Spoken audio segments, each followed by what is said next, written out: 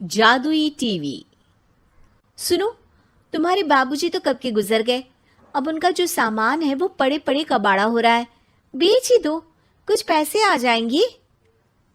बात तो सही है। अगले संडे फुर्सत में यही करेंगे। अगले संडे रोहित सारा सामान कबाड़ी को घर बुला के दे देता है। तभी उसकी नजर बाबूजी की पुरानी टीवी पर जाती है, जो इतने सालों तक कूड़े में पड़ी थी, फिर भी चमचमा रही थी। टीवी तो देखो, जैसे एकदम नई हो। हाँ, बाबूजी को टीवी देखना बहुत पसंद था।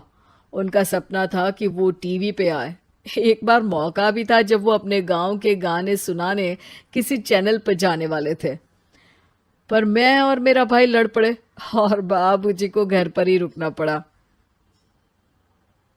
चला के देखें क्या? हाँ हाँ, क्यों नहीं, देख लेते हैं। पर शायद ही चले। बाबूजी ने उस लड़ाई के दिन के बाद टीवी देखना ही छोड़ दिया था। टीवी चालू करने के लिए उसमें केबल वायर लगा दिया जाता है। एक न्यूज चैनल चालू हो जाती है। स्वर्ग की सीढ़ी के रास्ते हैं तीन, तीनों के तीन रास्ते हैं संगीन।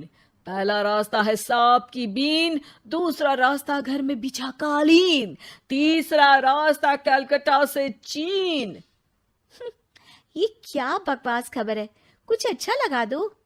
अरे आप बोलो तो सही, कोई अच्छी खबर सुना देता हूं। मेरा तो काम ही खबर देना है। अरे बाप रे, टीवी बात कर रही है। हाँ, ये न्यूज वाला मुझसे। हाँ हाँ, आपसे ही तो बात करूंगा ना, आपके घर में हूं तो। अरे, ये सपना है क्या? तुम हमसे बात नहीं कर सकते? अरे सपना नहीं भाई साहब, ये टीवी जादुई टीवी है। बोलो, क्या खबर सुननी है, वरना ब्रेक लेने का टाइम आ जाएगा। सुप्रिया घबरा के टीवी बंद कर देती है। वो क्या था? अरे एक बार और चालू करके देखे, फिर से बात करेगा तो चैनल बदल देंगे। सुप्रिया फिर टीवी चालू कर देती है। अरे ऐसा कोई मुंह पे टीवी बंद करके जाता है क्या? मुझे बुरा लगा आपका नेचर। चाय पानी तो पूछो। सुप्रिया टीवी के बटन से चैनल बदल देती है। अब टीवी पर एक फिल्म चल रही है। अरे ये तो सूर्यवंशम है ना? हाँ, और ये ठाकुर को जहर की खीर दे दी और उसको पता भी नहीं है। ए भाई, खीर मत पीना, उसमें जहर है, मत पीना। ठीक है महाशय, जैसा आप कहें। हाँ। अरे, आपकी बात मान ली, पूरी पिक्चर ही अब तो बदल जाएगी। मतलब ये सच में जादुई टीवी है? तभी वहां कबाड़ी आ जाता है। भैया, टीवी के 150 रुपए दूंगा, चलेगा? अरे 1.5 करोड़ में भी ना दे तुमको ये टीवी हम। अरे 1.5 करोड़ खरीदने को होते तो तुम्हारे घर में ये पानी चाय नहीं पीता, अंबानी या टाटा के घर बैठा कोल्ड कॉफी पीता।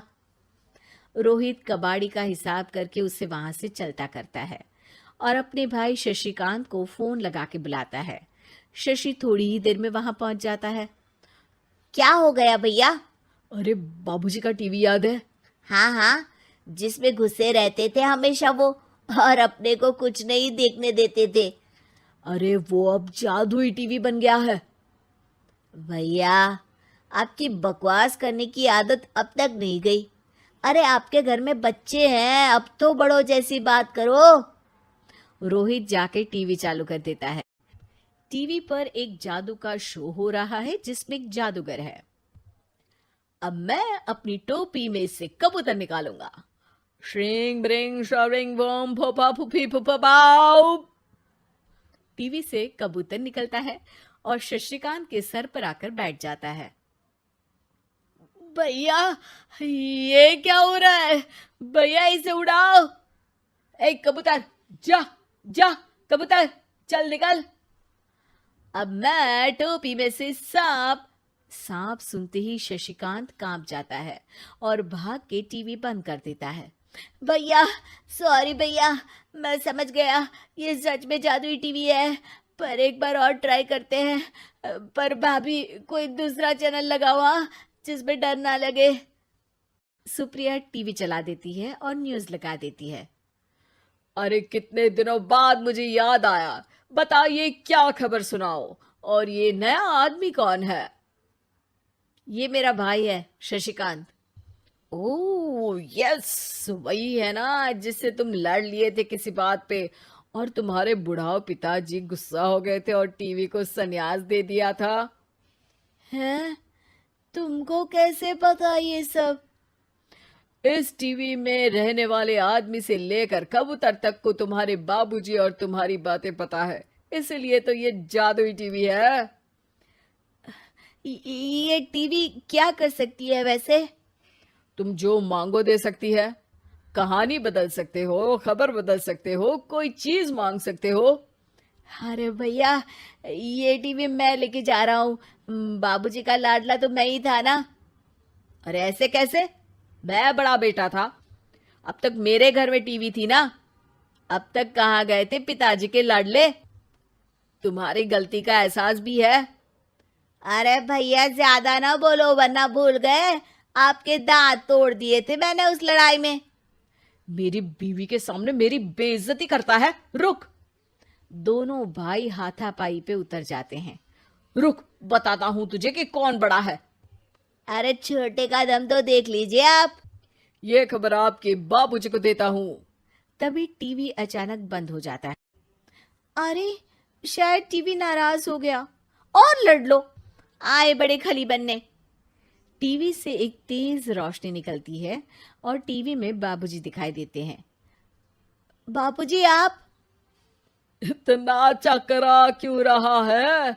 अपने बाप को नहीं पहचानता क्या? ये तो ऐसा ही है बाबूजी। प्रणाम बाबूजी। अरे चुप कर, तुम दोनों ही उल्टे हो। तुम्हारी वजह से मैंने टीवी में आने के सपने को छोड़ दिया, तुम्हारी लड़ाई की वजह से। और तो और, जितना मैं अपनी बीवी को नहीं देखता था उतना टीवी को देखता था, वो भी छोड़ दिया तुम दोनों की लड़ाई की वजह से।